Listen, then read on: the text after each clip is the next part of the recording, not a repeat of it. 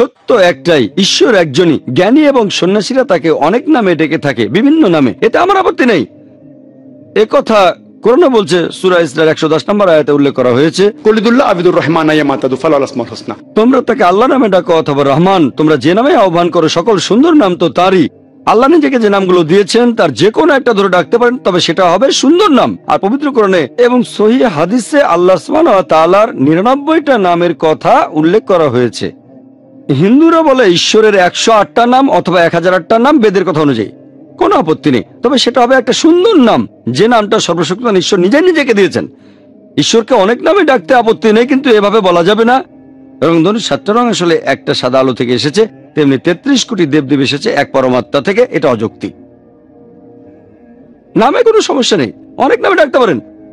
যেমন ধরেন, আমার নাম জাকির আব্দুল করিম নায়েক, এছাড়াও আমাকে বলা যেতে পারে আবু ফারিক জাকির নায়েক, তার মানে হচ্ছে ফারিক বাবা।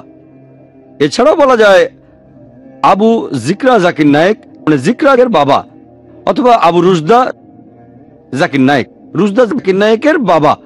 4টা নাম, সবগুলো একজনের, সবগুলো আমাকে দেখিয়ে দিচ্ছে, সবগুলো নামে আলাদা, এগুলো আর অন্য কাউকে বোঝাচ্ছে না।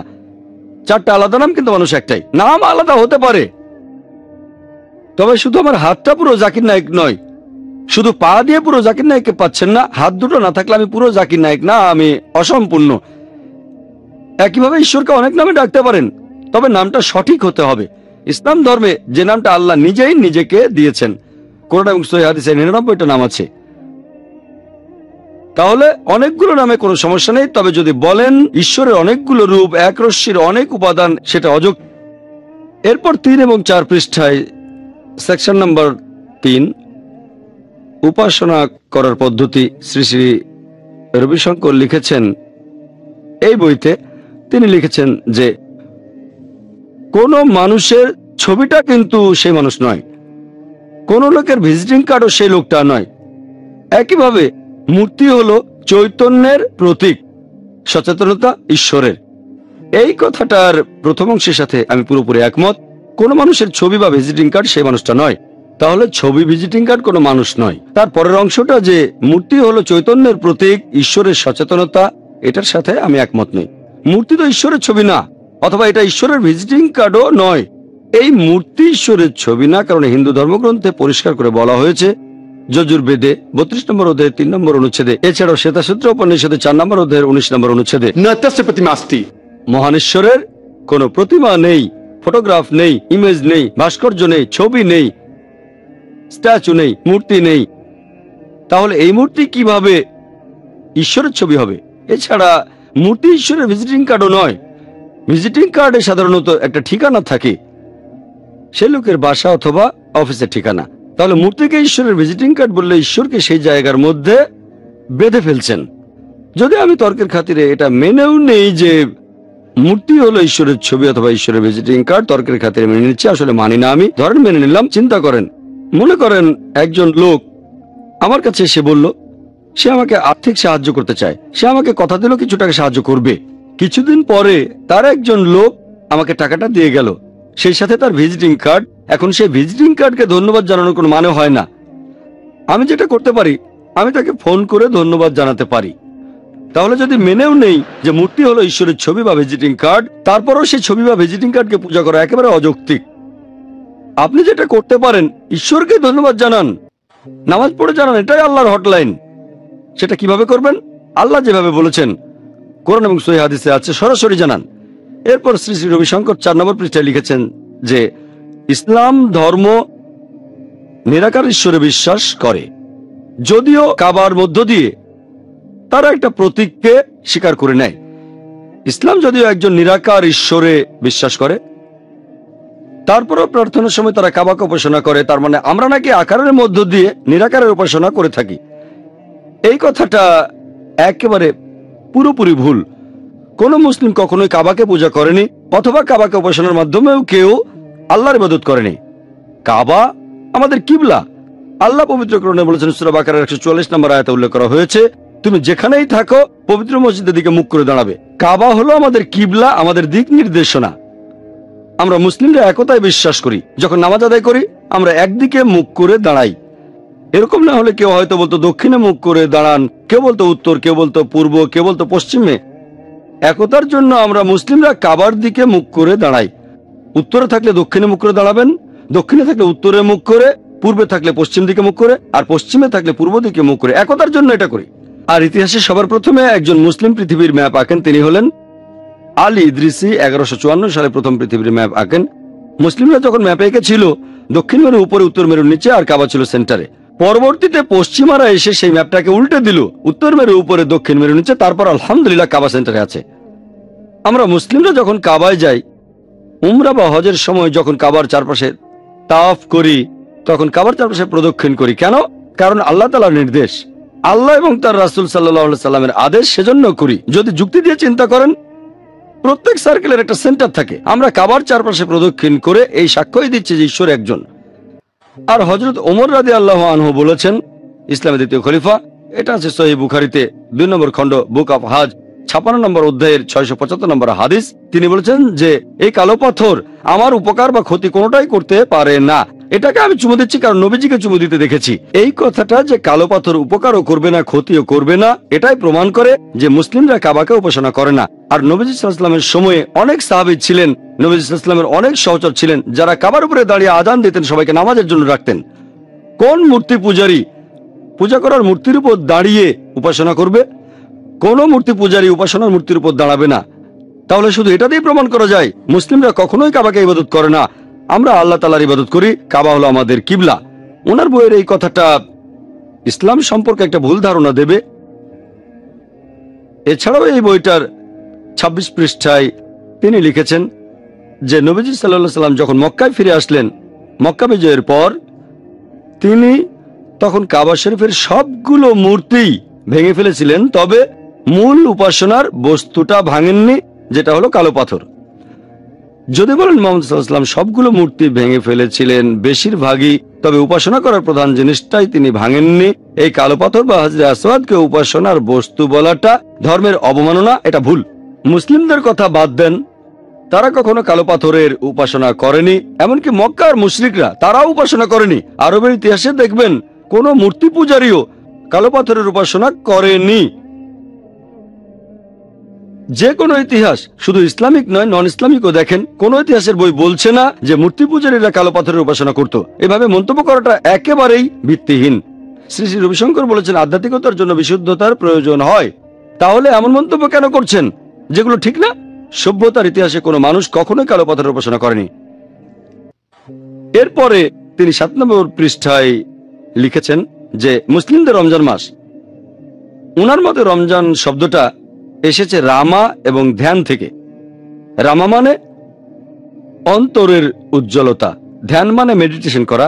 রমজান এসেছে সংস্কৃত শব্দ রামা আর ধ্যান থেকে, তার মানে রমজান মাসে ধ্যান করতে হবে ওনার কথা অনুযায়ী। এটা আছে তার বইয়ের 7 নম্বর পৃষ্ঠায়। ধ্যান করা, রমজান শব্দটা সংস্কৃত রামা আর ধ্যান থেকে এসেছে, এটাও অযৌক্তিক। রমজান শব্দটা এসেছে আরবি শব্দ রামাদা থেকে। রামাদা মানে প্রচন্ড গরম। বালি আর মাটি খুব গরম হয়ে গেছে, কারণ হলো সূর্যের প্রখর তাপ। আর ইতিহাস দেখলে জানবেন যে আরবে যখন হিজরি সালের প্রচলন হয়, রমজান হলো ইসলামিক ক্যালেন্ডারের 9 নম্বর মাস, ইসলামিক ক্যালেন্ডারের 9 নম্বর মাস, আর তখন সেখানে গরমকাল ছিল। এভাবে রামাদা শব্দ থেকে রমজান মাসের নামটা হয়েছে। সংস্কৃত শব্দ রামা আর ধ্যান থেকে এসেছে, এটা বলা অযৌক্তিক। এটার আসলে কোনো ভিত্তি নেই। এরপর তিনি আরো বলেছেন যে মুসলিমদের নামাজ, মুসলিমদের প্রার্থনা, নামাজ এসেছে দুটো সংস্কৃত শব্দ থেকে, নামা আর জাজ। নামা আর জাজ, নামা মানে উপাসনা করা, জাজ মানে ঈশ্বরের সাথে মিলিত হওয়া। তাহলে নামাজ মানে উপাসনা করা, ঈশ্বরের সাথে মিলিত হওয়া। নামাজ সংস্কৃত থেকে এসেছে, এটা তিনি কোথায় পেলেন আমি জানি না। 1 নম্বর পয়েন্ট, নামাজ কোন আরবি শব্দই নয়। নামাজ শব্দটা কোরআনের কোথাও নেই, নবীজি মুহাম্মদ সাল্লাল্লাহু আলাইহি সাল্লামের সহিহ হাদিসেও বলা হয়নি। মুসলিমদের ইবাদত করার আরবি শব্দ হলো সালাহ। নামাজ আসলে একটা ফার্সি শব্দ, যার অর্থ ইবাদত করা, ঈশ্বরের উপাসনা করা। তাহলে সবার আগে নামাজ কোন আরবি শব্দ নয়। আমরা ভারতীয় উপমহাদেশের লোক ইবাদত করাটাকে সালাত না বলে নামাজ বলি। এটা ইসলামিক শব্দ না, ফার্সি থেকে উর্দু হয়ে ভারতীয় উপমহাদেশে ছড়িয়ে পড়েছে। তাহলে নামাজ শব্দটা সংস্কৃত থেকে আসেনি, উনি এটা কোত্থেকে জানলেন সেটা আল্লাহ জানেন, তবে এটা ইসলামিক শব্দ না। এরপর শ্রী শ্রী রবিশঙ্কর তিনি লিখেছেন যে ইসলাম আর হিন্দুইজমে আমরা যখন প্রার্থনা করি আমরা পানি দিয়ে হাত পা ধুই। মুসলিম আর হিন্দুরা ইবাদত করার আগে হাত পা ধুয়ে নেয়। এই নিয়মটা ইসলাম ধর্মে এসেছে কারণ আরবে আগে থেকেই হাত পা ধোয়ার এই প্রাচীন বেদিক নিয়মটা ছিল। মুসলিমরা সেখান থেকে এটা নিয়েছে। ইহুদি বা খ্রিস্টানদের মধ্যে এই নিয়মটা নেই। আমি জানি মুসলিমরা নামাজ পড়ার আগে হাত পা ধুয়ে নেয়, আর কিছু হিন্দু প্রার্থনার আগে তাদের হাত পা ধুয়ে নেয়, কিন্তু উনি বললেন আরবে হাত পা ধোয়ার এই বেদিক নিয়মটা আগে থেকেই ছিল। ইহুদি বা খ্রিস্টানদের এই নিয়ম নেই। এটা পুরোপুরি ভুল কথা। ইহুদি আর খ্রিস্টানদের ধর্মগ্রন্থ সম্পর্কে যার সামান্য হলেও জ্ঞান আছে সে কখনো এমন কথা বলবে না, কারণ হাত পা ধোয়ার কথা শুধু ওল্ড টেস্টামেন্টে বলা হয়নি, নিউ টেস্টামেন্টেও এটা আছে।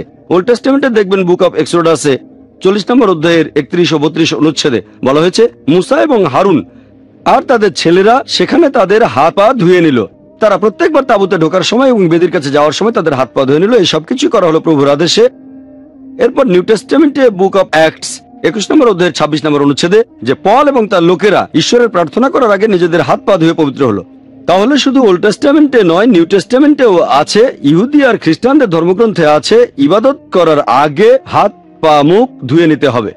যদি বলেন আরবে হাত পা ধোয়ার একটা বেদিক নিয়ম আগেও ছিল, সেটা আসলে মিথ্যা, পুরোপুরি ভুল, মোটেও ঠিক না। এছাড়াও শ্রী শ্রী রবিশঙ্কর তার একটা বইতে লিখেছেন prayer the call to the soul. এই বইয়ের 3 নম্বর পৃষ্ঠায় তিনি লিখেছেন যে কার উপাসনা করছেন সেটা গুরুত্বপূর্ণ না। উপাসনা করতে পারেন রামকে অথবা কৃষ্ণকে, যিশুকে বা মোহাম্মদকে অথবা আল্লাহকে, সেটা গুরুত্বপূর্ণ না। কে উপাসনা করছে সেটা গুরুত্বপূর্ণ, যে প্রার্থনা করছে সে গুরুত্বপূর্ণ, কার প্রার্থনা সেটা গুরুত্বপূর্ণ না।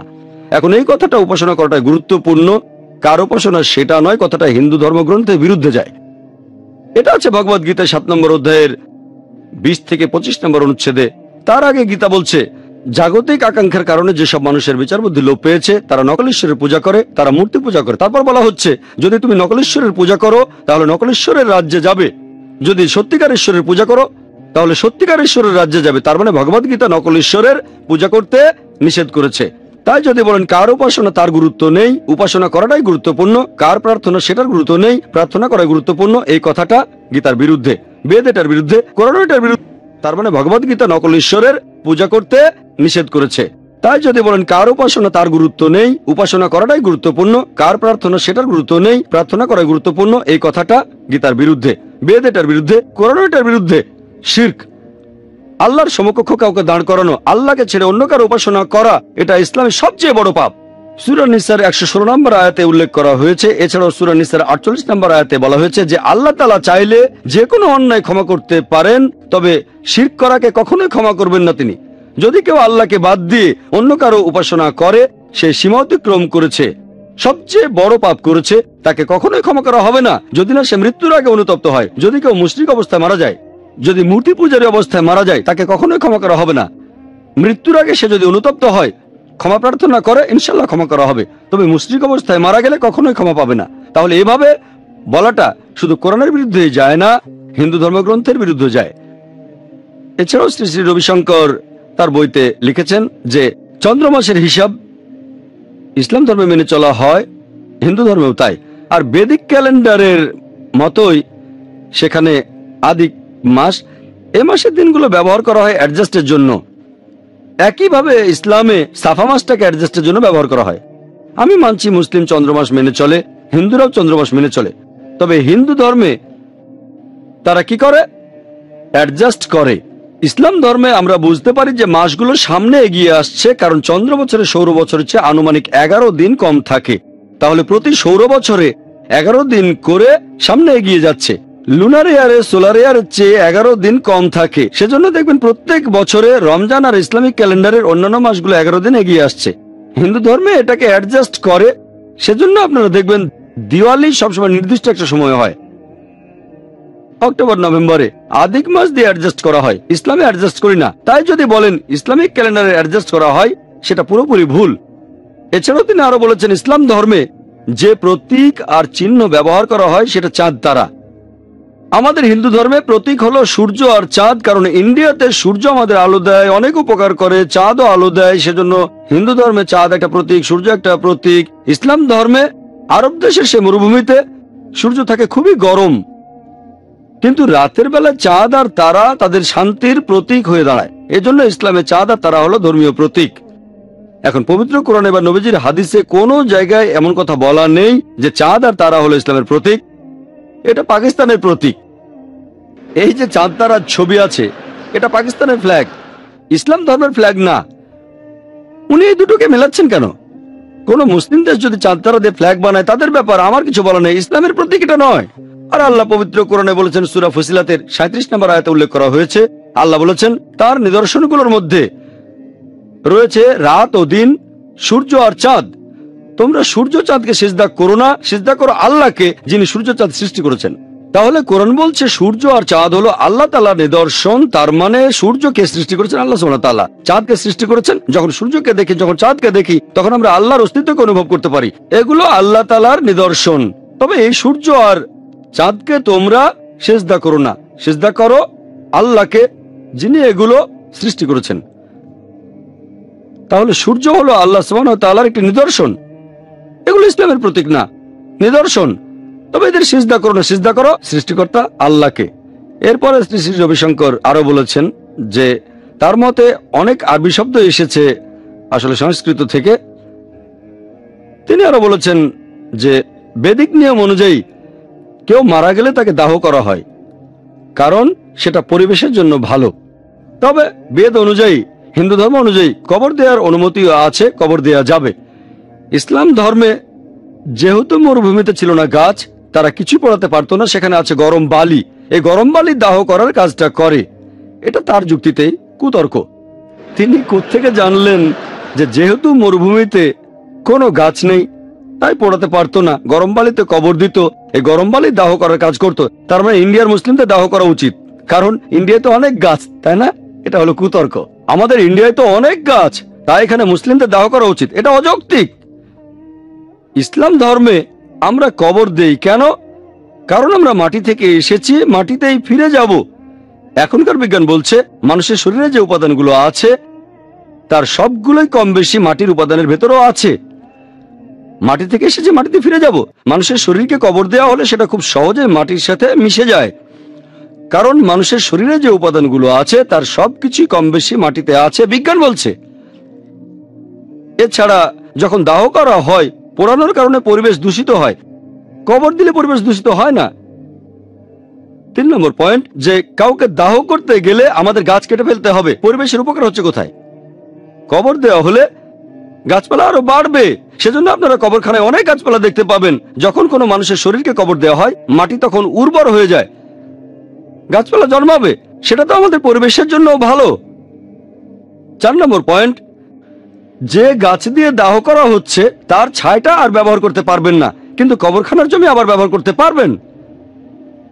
5 নম্বর পয়েন্ট, এটা সস্তা। কবর দিয়ে দাহ করার চেয়ে অনেক সস্তা, কারণ দাহ করতে গেলে অনেক গাছ কাটতে হবে। পরিসংখ্যান বলছে শুধুমাত্র দাহ করার জন্য কোটি কোটি টাকার গাছ কাটা হয়। এতগুলো মৃতদেহকে দাহ করার জন্য লাখ লাখ গাছ কাটা হচ্ছে।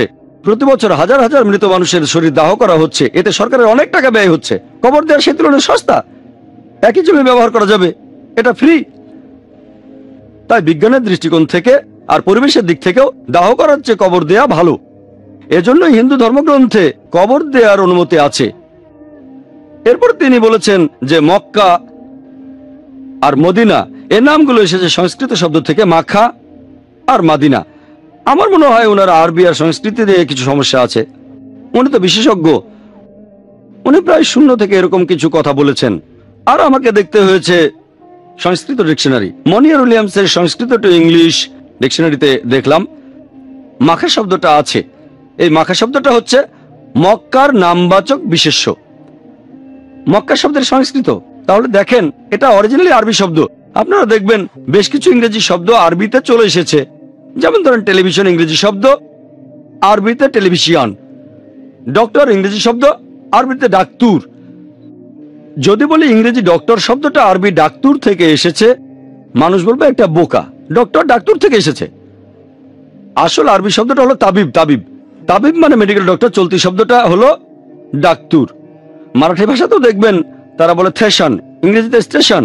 এখন যদি বলি এই থেশন থেকে ইংরেজি স্টেশন এসেছে, সেভাবে উনি বলেছেন মক্কা নামটা এসেছে সংস্কৃত মাখা থেকে।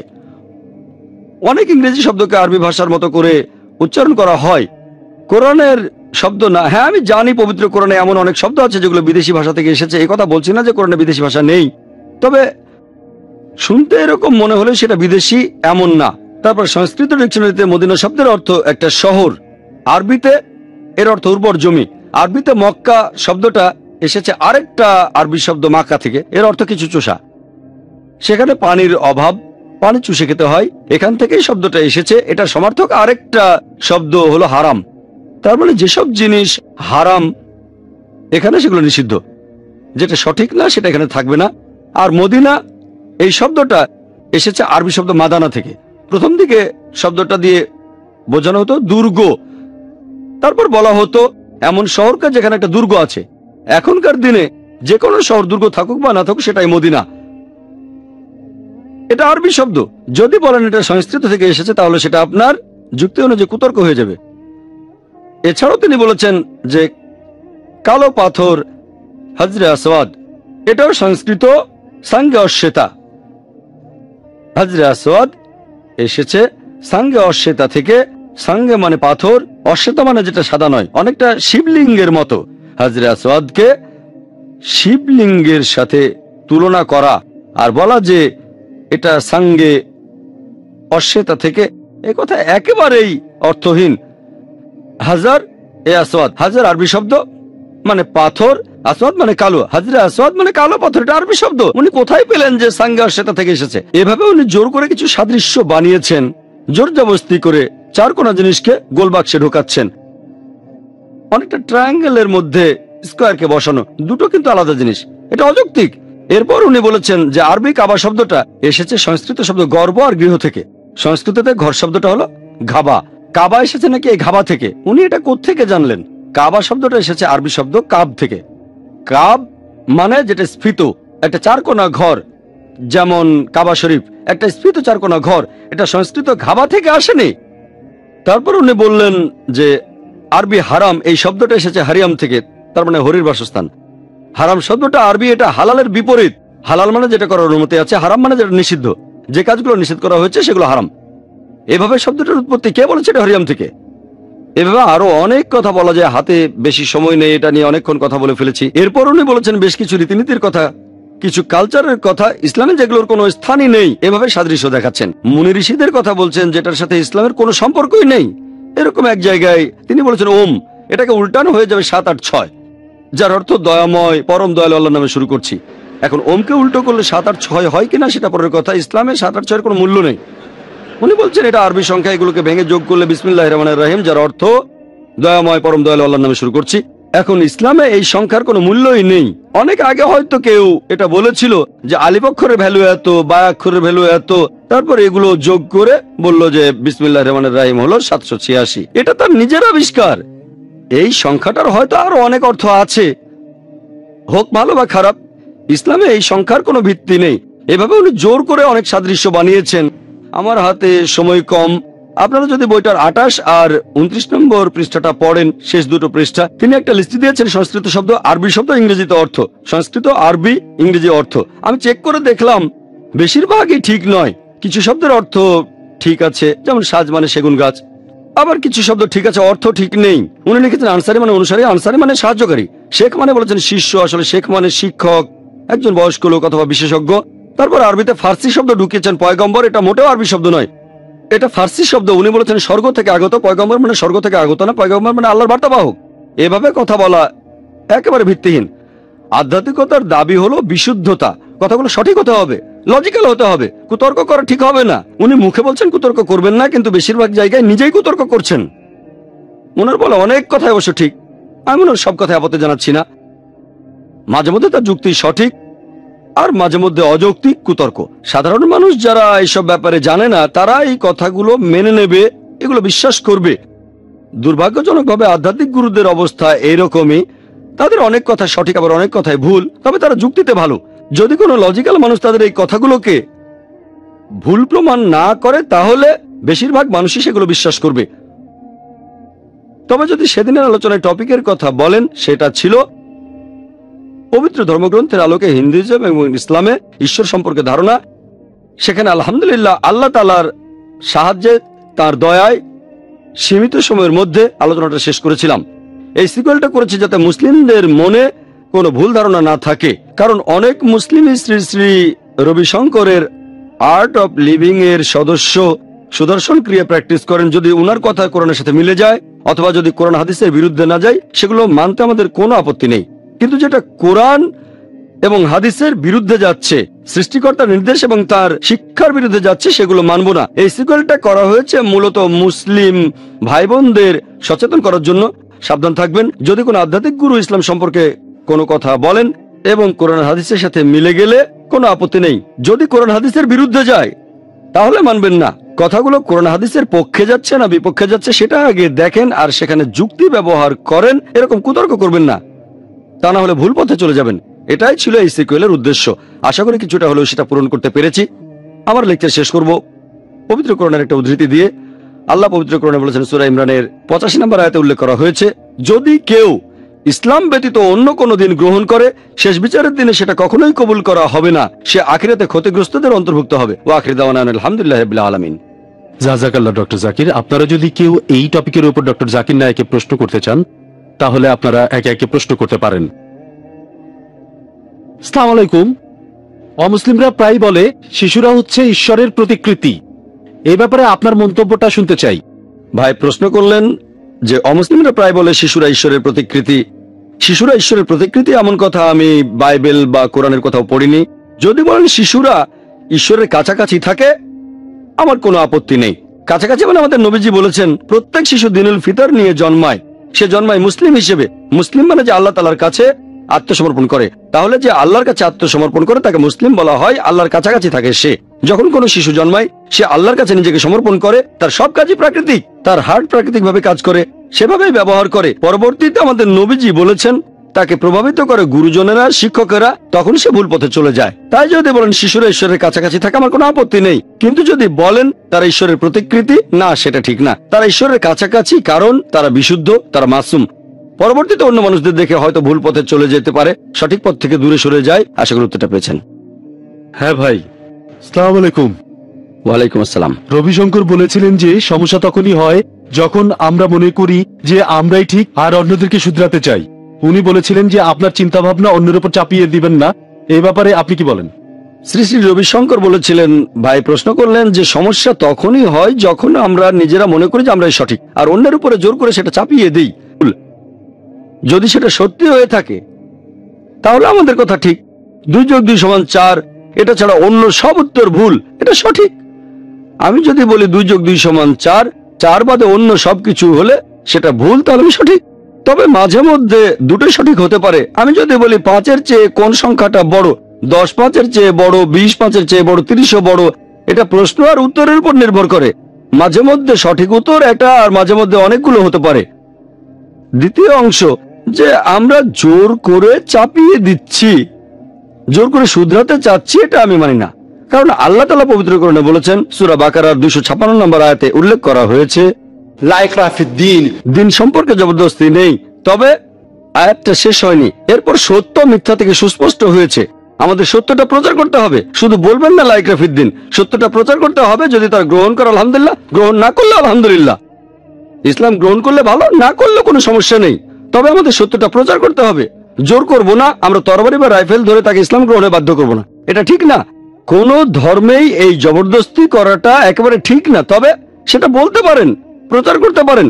যেমন শ্রী শ্রী রবিশঙ্কর, তিনি আর্ট অফ লিভিং এর কথা প্রচার করছেন। এখন যদি বলি শ্রী শ্রী রবিশঙ্কর, আপনি কেন হাজারো মানুষের উপর সুদর্শন ক্রিয়া চাপিয়ে দিচ্ছেন? উনি প্রচার করছেন, যারা পছন্দ করছে গ্রহণ করছে। একইভাবে আমরাও প্রচার করছি, যারা পছন্দ করছে গ্রহণ করছে। তাহলে একজন রিভার্টের কথা শুনে ওনার খারাপ লাগবে কেন? লোকটার নাম মনে নেই, সে বলেছিল গত বছরে জাকির নায়েক এখানে আসলে আমি ইসলাম গ্রহণ করি। বেশ উত্তেজিত হয়ে গেল সে। সেটা ঠিক ছিল না, সেটা আমাদের অনুষ্ঠানের সাথে খাপ খাচ্ছিল না। তবে এটা তার স্টাইল। সে উনাকে ইসলাম গ্রহণ করতে বলল। শ্রী শ্রী রবিশঙ্কর তখন রেগে গেলেন। সুদর্শন ক্রিয়ায় কোনো কাজ হয়নি। তাহলে Shri Shri Ravishankar art of living এর কথা প্রচার করছেন, অনেকেই তাকে ফলো করছে। তবে জোর করবেন না। সেই লোক তো জোর করেছিল না, অনুরোধ করেছিল। শ্রী শ্রী রবিশঙ্কর বললেন সবাইকে ভালোবাসুন, এটা তার জীবন দর্শন। উনি বলতে পারেন আপনার যদি নিজস্ব ধ্যান ধারণা থাকে আপনি সেটা প্রচার করতে পারেন। মানুষ পছন্দ করলে গ্রহণ করবে, জোর করবেন না। জোর করাটা ভুল। আপনি পিস্তল ঠেকিয়ে কাউকে বাধ্য করতে পারেন না। যদি এভাবে দেখেন তাহলে কোনো সমস্যা নেই। আশা করি উত্তরটা পেয়েছেন। এবারের প্রশ্ন মহিলাদের মধ্য থেকে। আসসালামু আলাইকুম। আর্ট অফ লিভিং এর কোনো লোক রিভার্ট হয়েছে বা তাদের প্রতিক্রিয়াটা কেমন? আর্ট অফ লিভিং এর প্রতিক্রিয়ার কথা যদি বলতে হয়, এখানে আমাদের সব ধরনের অভিজ্ঞতাই হয়েছে। শ্রী শ্রী রবিশঙ্করের সাথে 50 থেকে 100 জনের মতো লোক এসেছিল। তাদের সবাইকে ভিআইপি সেকশনে বসানো হয়েছিল। সেখানে অনেক ফরেনার ছিল বিভিন্ন দেশের, আপনারাও দেখেছেন। তাদের মধ্যে মহিলাও ছিল। তবে আমরা সেখানে পুরুষ নারীদের একসাথে বসেছি, কারণ তারা আমাদের গেস্ট। আপনারা দেখবেন যে উনি যে কথাই বলছিলেন লোকজন তাতে তালি দিচ্ছিল। অন্যরা সবাই ছড়িয়ে ছিটিয়ে ছিল। আর উনার সাথে যারা এসেছিল তারা উনার সব কথার শেষেই তালি দিচ্ছিল। এছাড়াও দর্শকদের মাঝে আরো অমুসলিম ছিল। আমরা পার্সেন্টেজটা জানি না। আনুমানিকভাবে অনেকে বলেছে 25% হিন্দু আর 75% মুসলিম ছিল। কেউ বলেছে 1 ভাগ হিন্দু আর 2 ভাগ মুসলিম। আমি জানি না এটা। তবে মনে হয় মুসলিমটাই সংখ্যায় বেশি ছিল। আর অনেক হিন্দুও সেখানে ছিল। শ্রী শ্রী রবিশঙ্করের সাথে যারা এসেছিল তারা তার প্রতি সহানুভূতি দেখাচ্ছিল। ও ডক্টর জাকির নায়েকের এইভাবে বলা উচিত হয়নি। আমি তো টপিকের উপরে ছিলাম। আমি তো টপিকের উপরে কথা বলেছি, কোনো ধর্মের সমালোচনা করিনি। আমি সত্য কথাটা বলেছি। তবে সেখানে আরো অনেক লোক ছিল। এরকম একজন অনুষ্ঠান শেষ হওয়ার পরে ভিড়ের কারণে আমি গ্রিন রুমে চলে গিয়েছিলাম। তার প্রায় 20-30 মিনিট পরে আমি আবার বের হলাম। তখনও ভিড় ছিল। সেখানে বয়স্ক একজন লোক আমাকে খুঁজে বেড়াচ্ছিলেন। তার বুকের ব্যাজে শ্রী শ্রী রবিশঙ্করের একটা ছবি, তার নিচে লেখা উনি ভগবান বা এই টাইপের কিছু। সেই বয়স্ক লোক বললেন, ডক্টর জাকির নায়েক, আপনার কথা আমার খুব ভালো লেগেছে। এর আগে আমি শ্রী শ্রী রবিশঙ্করকে ভগবান বলে বিশ্বাস করতাম। এখন থেকে আমি আপনার অনুসারী। আমি বললাম অনুসরণ করেন, আলহামদুলিল্লাহ, তবে ইবাদত করবেন শুধু আল্লাহ সুবহানাহু ওয়া তাআলার। এরকম অনেক ঘটনা আমরা পরে জানতে পেরেছি। অনেক অমুসলিম, তাদের মধ্যে হিন্দু আছে, সেই অনুষ্ঠানে ইসলাম গ্রহণ করেছিল। জানতে পেরেছি সাউথ ইন্ডিয়ায় অনুষ্ঠানটা সরাসরি সম্প্রচার করা হয়েছিল। কেরালায়, চেন্নাইতে বড় স্ক্রিনে দেখানো হয়েছিল। হাজার হাজার মানুষ দেখেছে। এরকম একটা গ্রুপের সবাই ইসলাম গ্রহণ করেছে। আলহামদুলিল্লাহ, আল্লাহ হেদায়েত করেছেন। আমরা শুধু প্রচার করব। এরকম কিছু খবর আমরা অনুষ্ঠান শেষ হওয়ার পরের দিনই পেয়েছিলাম। পরবর্তীতে আরো খবর পেতে লাগলাম। কেউ সেখানে ইসলাম গ্রহণ করেছে, কেউ পরে করেছে। আল্লাহ হেদায়েত করেছেন। আমরা কোনো জোর করিনি, জবরদস্তি করিনি। আমরা সত্য প্রচার করব। মানুষকে হেদায়েত করা আল্লাহ সুবহানাহু ওয়া তাআলার হাতে। আমাদের দায়িত্ব হলো মানুষকে সাদৃশ্যের কথা বলে সঠিক পথে নিয়ে আসা। আল্লাহ বলেছেন, তাআলাউ ইলা কালিমাতিন সাওয়াইন বাইনা বাইনাকুম। আমরা পবিত্র কোরআনে এই নিয়মগুলো অক্ষরে অক্ষরে পালন করেছি। কিছু মানুষ বলাবলি করেছিল ডক্টর জাকির নায়েক কিভাবে শ্রী শ্রী রবিশঙ্করের সাথে এক মঞ্চে উঠবেন।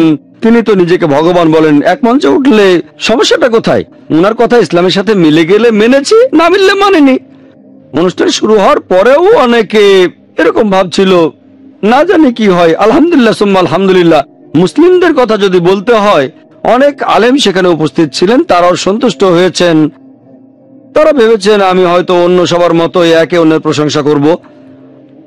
আলহামদুলিল্লাহ, আল্লাহ সাহায্য করেছিলেন আর তিনি অনেক মানুষকে হিদায়াত করেছেন। হ্যাঁ ভাই, সামনের ডানে। রাম এবং কৃষ্ণকে কি আল্লাহ তাআলার প্রেরিত রাসূল বলা যায়? আর বেদকে কি সর্বশক্তিমান আল্লাহর আসমানি কিতাব বলা যায়?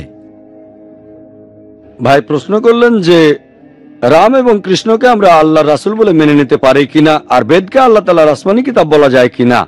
আমি সেদিনকার লেকচারেও এই কথাটা বলেছিলাম যে ইসলাম ধর্মে আল্লাহ পবিত্র কোরআনে বলেছেন, সূরা রদের 38 নম্বর আয়াতে উল্লেখ করা হয়েছে, ওয়ালিকুল্লি আজলিন কিতাব। প্রত্যেক যুগেই আল্লাহ তাআলা আমাদের জন্য আসমানি কিতাব পাঠিয়েছেন। কোরআনে এরকম মাত্র 4টা কিতাবের নাম বলা হয়েছে, তাওরাত, জাবুর, ইনজিল আর কোরআন। কিন্তু এ বাদেও আরো কিতাব পাঠানো হয়েছে, যেমন সুফে ইব্রাহিম ইত্যাদি, নামে 4টা।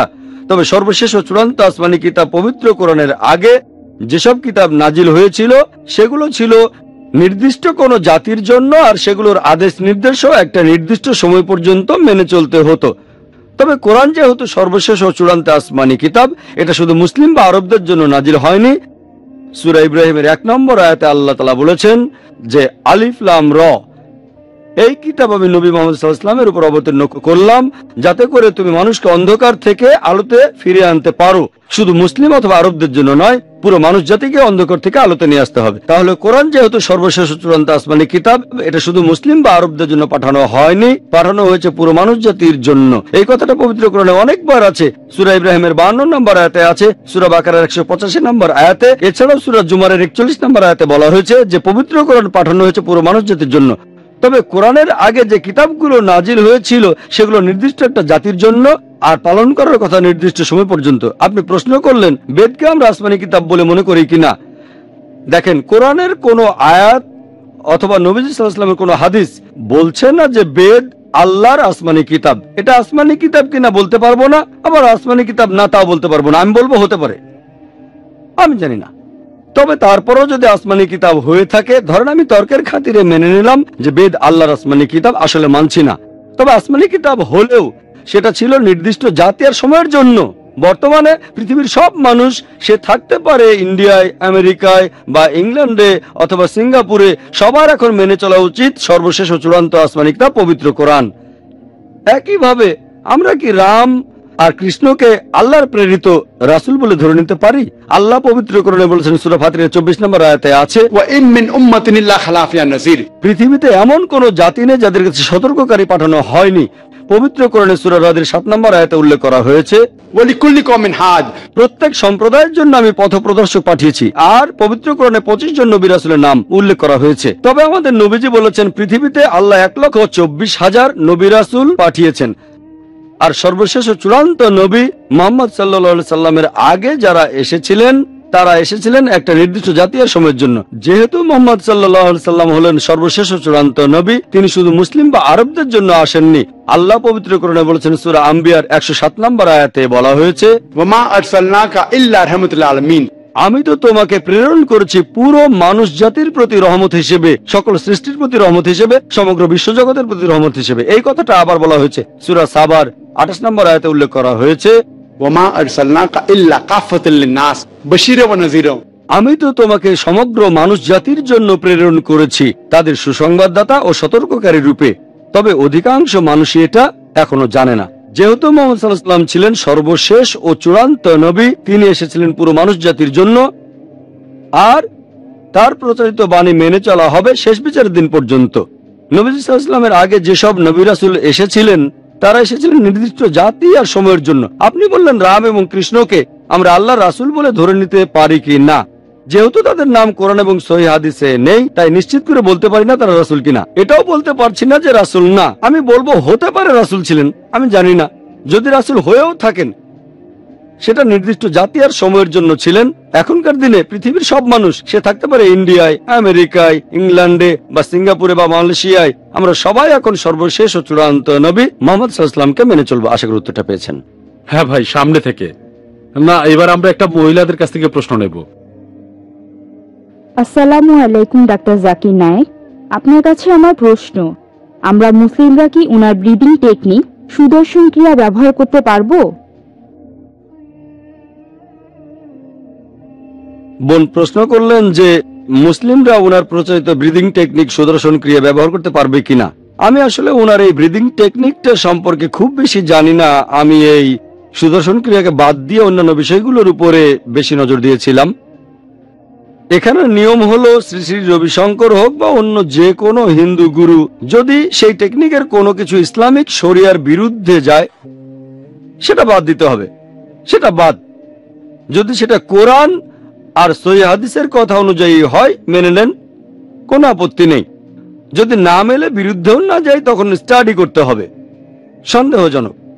বিরুদ্ধে গেলে বাদ দেবেন, হোক সেটা সবচেয়ে বড় গুরু স্টিভেন কোহেনের কথা অথবা অন্য যে কোনো গুরু। কোরআন হাদিসের বিরুদ্ধে গেলে মানবেন না, কারণ আল্লাহ হলেন সবচেয়ে বড় গুরু, তিনি 1 নম্বর। যদি বিরুদ্ধে যায় তাহলে বাদ দেন, যদি বিরুদ্ধে না যায় আর পক্ষেও না বলে তাহলে রিসার্চ। এখন উনার ব্রিদিং টেকনিকের কথা যদি বলতে হয়, উনি বলেছেন মনোযোগ দেন, আরো বলেছেন প্রার্থনার সময় এমনকি নামাজের সময়ও মন ঘুরে বেড়ায়। উনার কথায় এটা আপনার মনোযোগ বাড়াবে। আপনারা দেখবেন যে নামাজে অনেক উপকারিতা আছে। আমি একটা লেকচার দিয়েছিলাম, সালাহ দ্য প্রোগ্রামিং টুয়ার্ডস রাইচিয়াসনেস, সেখানে নামাজের অনেক উপকারিতার কথা বলেছি।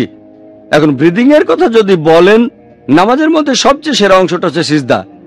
শ্রী শ্রী রবিশঙ্করের ব্রিদিং টেকনিকের একটা গুরুত্বপূর্ণ দিক হলো, উনি বলেছিলেন, আর মেডিকেল ডক্টর হিসেবে আমিও তার সঙ্গে একমত, যে আমাদের ফুসফুসের পুরো সামর্থ্যকে কখনোই ব্যবহার করি না। সাধারণ মানুষ তার ফুসফুসের মাত্র 2/3 ব্যবহার করে, বাকি 1 অংশকে বলা হয় রেসিডুয়াল এরিয়া।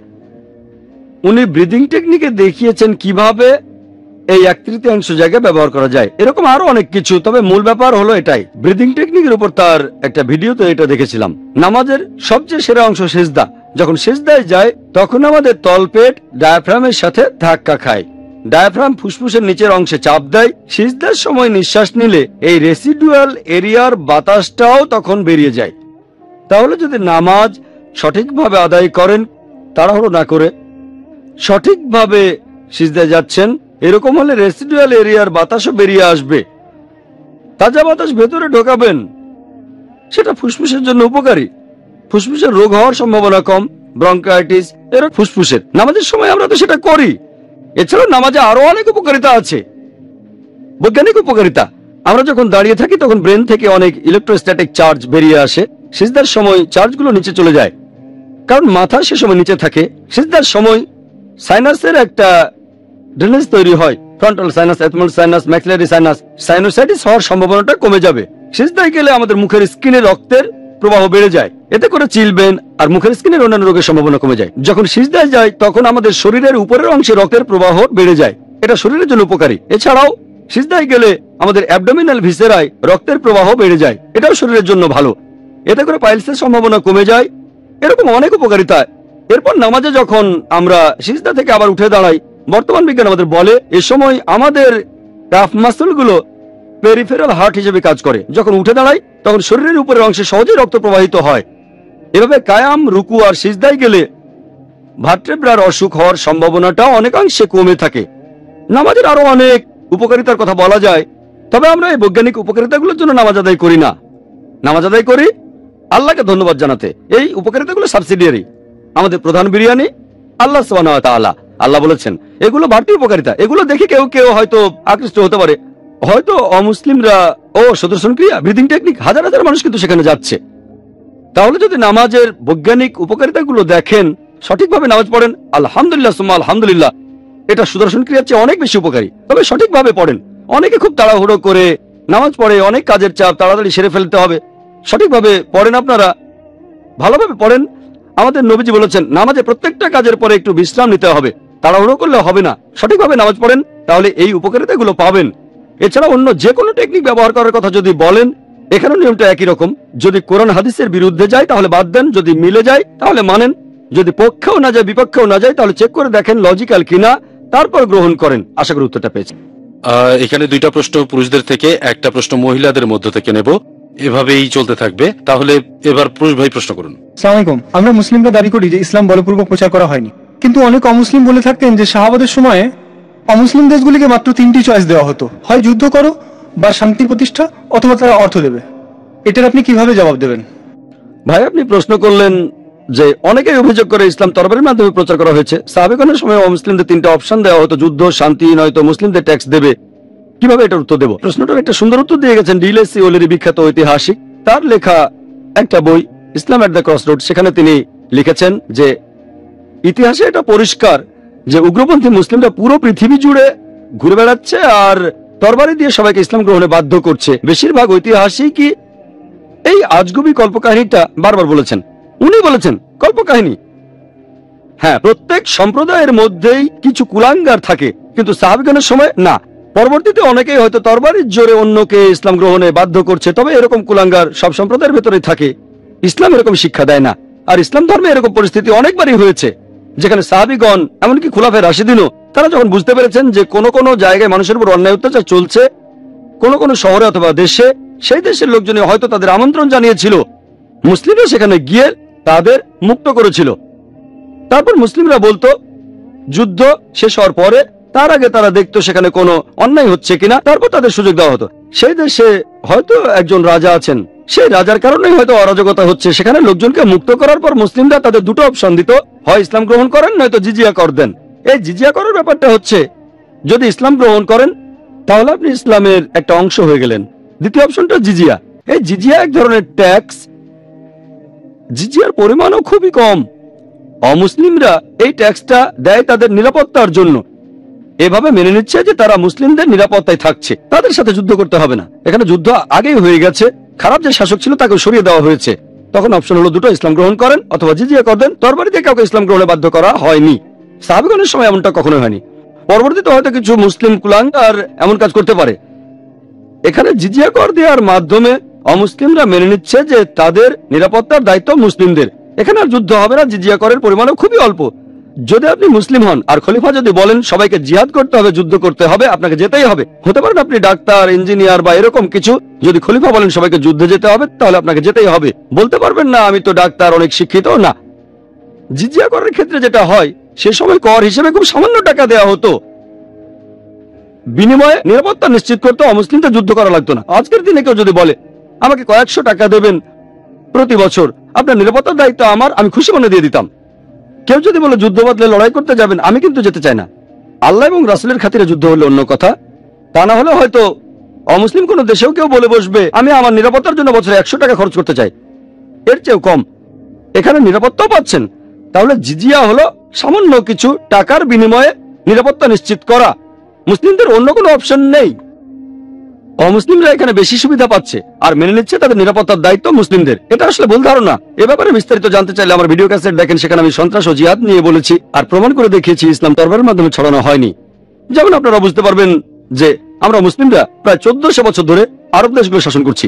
মাঝে কিছুদিন ব্রিটিশরা শাসন করেছে, আবার কিছু ফ্রেঞ্চরাও করেছে। এটা বাদে গত 1400 বছর ধরে মুসলিমরা আরব দেশগুলোর শাসক। তারপর বর্তমানে প্রায় 1.5 কোটি আরব কপ্টিক খ্রিস্টান, এই 1.5 কোটি আরব কপ্টিক খ্রিস্টান তারা জন্মসূত্রেই খ্রিস্টান। এই কপ্টিকরাই শাহাদা দিচ্ছে, এরাই সাক্ষ্য দিচ্ছে যে ইসলাম তরবারি জোরে ছড়ানো হয়নি।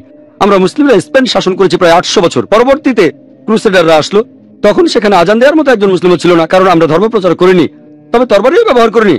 আমরা মুসলিমরা প্রায় 1000 বছর ধরে ইন্ডিয়া শাসন করেছি। যদি আমরা চাইতাম তাহলে প্রত্যেক অমুসলিমকে তরবারি ধরে ইসলাম গ্রহণে বাধ্য করতে পারতাম, আমরা সেটা করিনি। বর্তমানে ইন্ডিয়ায় 80%-এরও বেশি অমুসলিম। ইন্ডিয়ার এই 80% অমুসলিম শাহাদা দিচ্ছে, এরা সাক্ষ্য দিচ্ছে যে ইসলাম তরবারিতে ছড়ানো হয়নি। আফ্রিকার পূর্ব উপকূলে কোন মুসলিম আর্মি গিয়েছিল? মালয়েশিয়াতে কোন মুসলিম আর্মি গিয়েছিল? সেখানে 50%-এরও বেশি মুসলিম। কোন মুসলিম আর্মি ইন্দোনেশিয়া গিয়েছিল? পৃথিবীর মধ্যে ইন্দোনেশিয়ার মুসলিমদের সংখ্যা সবচেয়ে বেশি। কোন আর্মি, কোন তরবারি? এটা হলো বুদ্ধির তরবারি। আল্লাহ পবিত্র কোরআনে সূরা নাহলের 125 নম্বর আয়াতে বলেছেন, উদু ইলা সাবিল রাব্বিকা বিল হিকমা ওয়াল মাউযিতাতিল হাসানা ওয়াজাদিলহুম বিল্লাতি আহসান। মানুষকে তোমার প্রতিপালকের পথে আহ্বান করো হিকমত ও সদুপদেশ দ্বারা, তাদের সাথে তর্ক করো, তাদের যুক্তি দেখাও সবচেয়ে উত্তম ও গ্রহণযোগ্য পন্থায়। বর্তমানে ইসলামের অনুসারী সবচেয়ে দ্রুত হারে বাড়ছে, পরিসংখ্যান এটা বলছে। আমেরিকাতে দ্রুত হারে বাড়ছে, ইউরোপে দ্রুত হারে বাড়ছে। কে এই আমেরিকান আর ইউরোপিয়ানদের তরবারি দিয়ে ইসলাম গ্রহণে বাধ্য করছে? আমি ডক্টর অ্যাডাম পিয়ারসনের একটা কথা দিয়ে এই উত্তরটা শেষ করতে চাই। তিনি বলেছেন, যেসব লোক ভয় পায় যে পারমাণবিক অস্ত্র হয়তো একদিন আরবদের হাতে চলে যাবে, তারা এটা বুঝতে পারে না যে ইসলামের বোমা অনেক আগে পৃথিবীতে পড়ে গেছে। বোমাটা পড়েছে যেদিন নবীজি মুহাম্মদ সাল্লাল্লাহু আলাইহি ওয়াসাল্লাম জন্মগ্রহণ করেছিলেন। এবারের প্রশ্ন ডান দিক থেকে। আসসালামু আলাইকুম। আসসালাম। আমি আপনার কাছে জানতে চাইবো যে এই নমস্কার শব্দটার অর্থ কি? হিন্দুরা এটা সবসময় বলে, অনেক মুসলিমও তাদের নকল করে থাকে। কোন হিন্দুর সাথে দেখা হলে তারা নমস্কার বলে অভিবাদন জানায়, তারা এর অর্থটা না জেনেই শব্দটা ব্যবহার করে। আমার জানা মতে এর অর্থটা হলো আমি আপনার সামনে নতজানু হচ্ছি। আপনি এ ব্যাপারে কিছু বলবেন কি? ভাই প্রশ্ন করলেন যে হিন্দুরা যে নমস্কার বলে এটার অর্থটা কি? আপনার জানা মতে এটার মানে নতজানু হওয়া। আরেকটু বিস্তারিত আপনি জানতে চাইলেন। এক একজন বিশেষজ্ঞ এক একটা অর্থ দিয়েছেন এটার, তবে কমন অর্থটা হলো সব জায়গায় একই, যেটা তখন বললেন যে আমি আপনার সামনে নতজানু হচ্ছি। তবে স্বামী চিন্ময়ানন্দ বলেছেন তার মতে নমস্কার শব্দটা এসেছে ইদাম নামা মেহ থেকে, যার অর্থ সবকিছুর মালিক ঈশ্বর। তবে কমন অর্থটা হলো আপনার সামনে আমি নতজানু হচ্ছি। যদি এই অর্থ হয় নতজানু হওয়া, তাহলে এটা হারাম। মুসলিমদের জন্য এটা বলা নিষিদ্ধ। এজন্য আমি কখনো নকল করি না, সবসময়ই বলি আসসালামু আলাইকুম, আপনার উপর শান্তি বর্ষিত হোক। এমনকি অমুসলিমদেরও যখন কেউ আমাকে বলে নমস্তে, এর উত্তরে আমি বলি আসসালামু আলাইকুম, আপনার উপর শান্তি বর্ষিত হোক।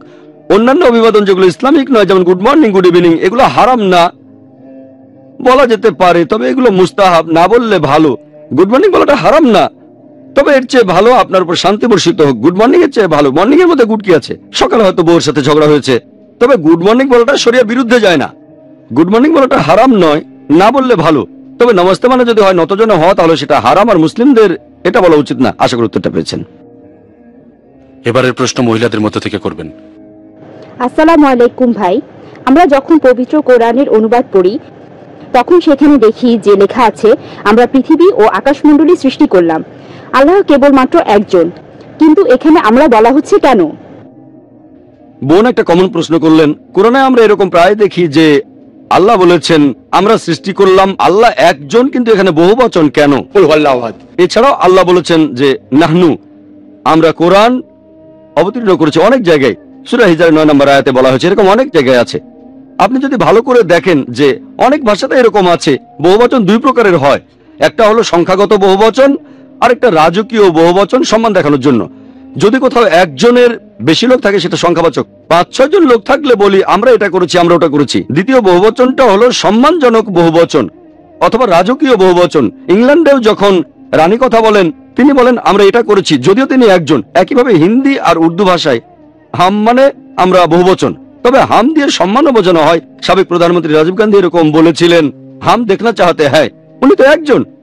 তাহলে এখানে হাম বলা হচ্ছে সম্মান দেখানোর জন্য, এটা এক বচন।